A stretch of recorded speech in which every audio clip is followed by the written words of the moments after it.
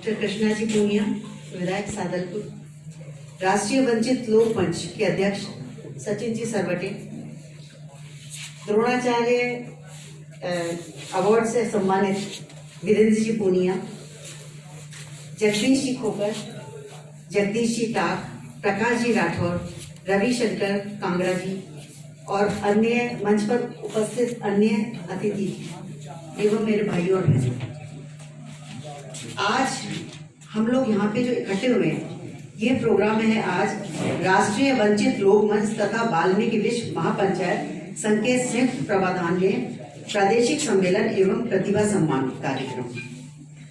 दोस्तों, वर्तमान में तो हम सब बातें करते हैं कि राष्ट्रीय वंचित लोक मंच इसके सदस्य भी बन गए, पर कभी मैं बहुत चिंतन मनन करती हूँ, अगर हम हिस्ट्री में जाएं, इतिहास को देखें, तो वंचित क्या है इसको तो पहले समझें।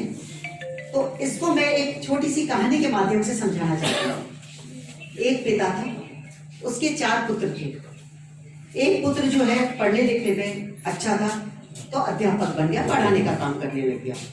दूसरा पुत्र बेटा जो था वो बलिष्ठ था, तो भाई ठीक है, तो घर की रक्षा कर।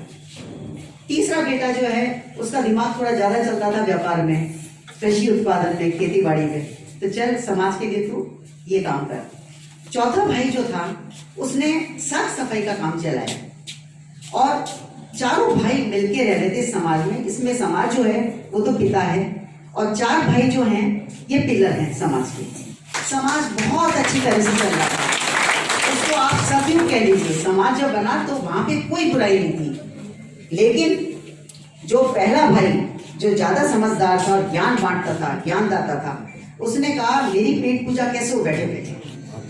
तो उसने बाकी जो 2 भाई थे, जो एक बलिष्ठ था जो रक्षा करने वाला था और जो व्यापार करने वाला था, उसको उसने भड़काया, भ्रमित किया कि भाई ये चौथा भाई जो है ना, इसको उसको वो हिकारत बनी, इसको कुछ नहीं आता, सफाई करना जैसे कोई काम ही नहीं हो। उसने उसको भड़काया बाकी 2 भाइयों को, और 3 भाई तो अलग हो गए और चौथी भाई के साथ खाई खुदने लग गई, उसके साथ दूरियां बढ़ने लग गई।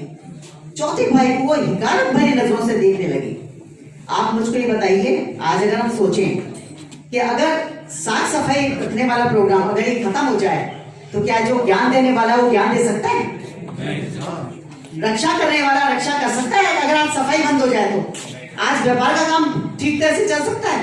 तो सबका अपनी अपनी जगह पे, भगवत गीता में भी कृष्ण ने कहा है, अपना अपना काम अगर हम अपन निष्काम भाव से करते हैं तो वो बराबर है। आज एक छोटा सा वर्कर भी अगर अपना काम पूर्ण आस्था से कर रहा है तो एक प्रधानमंत्री के बराबर हो गया, आप ये समझ लो, बड़े अफसर के बराबर हो गया, उसमें कोई फर्क नहीं है। तो जब सब अपना अपना काम कर रहे थे तो यहाँ पे समस्या क्या थी?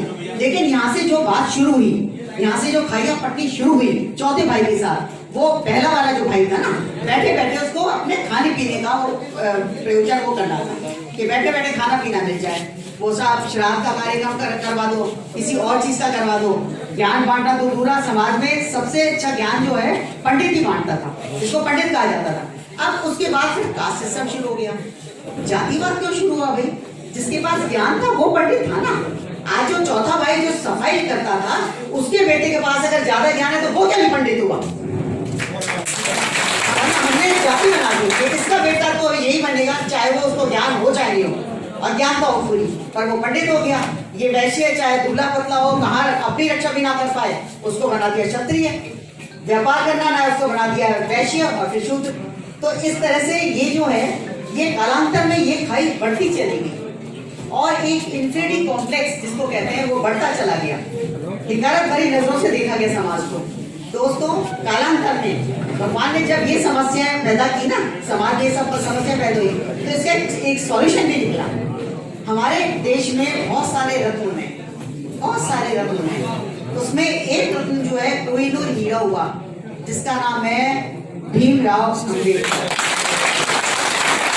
वो अकेला इंसान को क्या हो गया, जिसका जीवन खुद संघर्ष में निकला है, जिसका खुद जीवन जो है संघर्ष में निकला है, उसके बाद उसने सॉल्यूशन निकाला। ये संविधान कोई और कोई दे सकता था?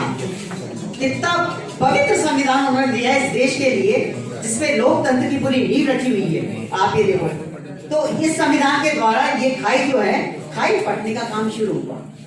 इस संविधान के द्वारा यहाँ पे जो आरक्षण की व्यवस्था की गई वो अभी आज की तारीख में अगर हम सोचें तो 40% तक तो ये खाई फट गई, लेकिन 60% बाकी है। दोस्तों, भाई पे 4 थे, मैं फिर कह रही हूँ कि भाई थे, तो नफरत से अपने अधिकार नहीं लिए जाएंगे। अगर प्रेम की डोर बांधेंगे और सोच समझ के अगर काम करेंगे तो ये खाई पूरी तरह से पट जाएगी। हम किसी लड़ाई में, किसी नफरत की राजनीति में नहीं विश्वास करते, खाली प्रेम से अपने अधिकार मांगो। जैसे कि डॉक्टर कृष्णा जी पूनिया ने विधानसभा में एक प्रश्न उठाया, तो कोई तो मसीहा मिला, और ऐसे मसीहा मिलते चले जाएंगे।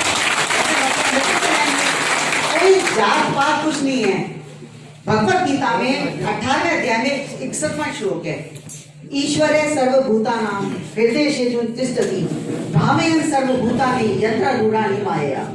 हमारे सबके हृदय में एक भगवान बैठा है, जिसको आप बुद्ध कह लो, कोई राम कह देता है, कोई ईसा मसीह कह देता है, कोई गुरु गोविंद सा कह देता है, वो अपन को चलाता है। तो ये धर्म की राजनीति में किसी को विश्वास नहीं होना चाहिए, अपने कर्म में विश्वास करो, और 60% या 80% जो खाई अभी बची हुई है वो भी पट जाएगी अगर इन जैसे मसीहा मिलते रहेंगे। मैं तो सिर्फ लोगों को ज्ञान बांटने का काम करती हूँ, मैं सिर्फ समझाने का काम करती हूँ, समझाइश से। मैं तो डॉक्टर हूँ, सब चीजों को समझती हूँ। आज की प्रॉब्लम जो है 50% लोग जो है वो टेंशन में, तनाव, एंजाइटी न्यूरोसिस, 50% बीमारियां जो है एंजाइटी न्यूरोसिस के कारण है। अगर इस चीज तनावग्रस्त जो जीवन है इसको अगर हम बदल दें तो आगे सब तरह के सॉल्यूशन निकल जाते हैं। और दोस्तों, ये खाई जो है ये 100% भी पटेगी। तो वंचित शब्द का अर्थ मेरे ख्याल से अब आपको समझ में आ गया होगा। अधिकारों से क्यों दूर रखा गया? अधिकार, किसी के अधिकार से दूर रखना। जैसे कि प्राचीन काल में कुएं से पानी नहीं भरना, मंदिर में नहीं जाना, जैसे कि पहले आपने बताया कि घोड़े पे नहीं चढ़ सकते, क्यों नहीं चढ़ सकते? तो अधिकारों से जो वंचित है उसको अधिकार दिलाना, ये तो वंचित समाज जो है इसका लक्ष्य है। अब मैं आती हूँ वाल्मीकि समाज पे। वाल्मीकि समाज जो काम करता है वो कोई और नहीं कर सकता।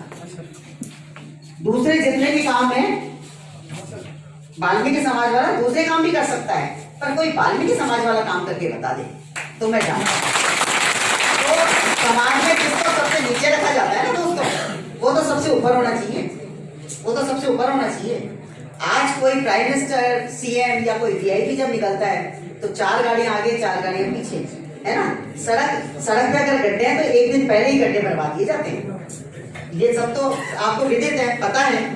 लेकिन जब एक वाल्मीकि समाज का आदमी जो है, इंसान जो है, वो जब गटर में उतरता है ना, तब उसके लिए ऑक्सीजन सिलेंडर या उसके लिए मास्क की व्यवस्था नहीं की जाती है। तो दोस्तों, मेरे हिसाब से मेरा मानना है कि किसी वाल्मीकि समाज का पुरुष हो, उसकी जान और प्रधानमंत्री की जान सब बराबर है, सब की जान बराबर है। अगर उनकी रक्षा हो सकती है, उनके साथ कमांड हो जाए, तो इनको कम से कम ऑक्सीजन सिलेंडर और ये सब तो प्रोवाइड करो। किसलिए मरे? वो मरे तो मरे, और दूसरा मरे तो साथ देश को बहुत नुकसान हो गया। कोई भी जीवात्मा अगर यहाँ से किसी सुविधा के अभाव में अगर उसकी जान जाती है तो ये एक तरह से क्राइम है। इस क्राइम को अपन को रोकना है, और हमको आपके अधिकारों के लिए, वाल्मीकि समाज के लिए आप जो है इसकी व्यवस्था करवाएंगे विधानसभा में प्रश्न उठा के कि भाई किसी तरह से कोई भी बिना उसके मास्क के नीचे नहीं उतरेगा, जिसके कारण जहरीली गैस के कारण जो है आज पर्यावरण के जो शुद्ध रखने का काम करते हैं ना, वो वाल्मीकि समाज के इंसानों का बहुत बड़ा योगदान है। तो इसी के साथ मैं ज्यादा नहीं बोलूंगी, छोटी सी सरल भाषा में मैंने कुछ समझाया है। अगर आपको पसंद आए ठीक है, नहीं तो कुछ गलत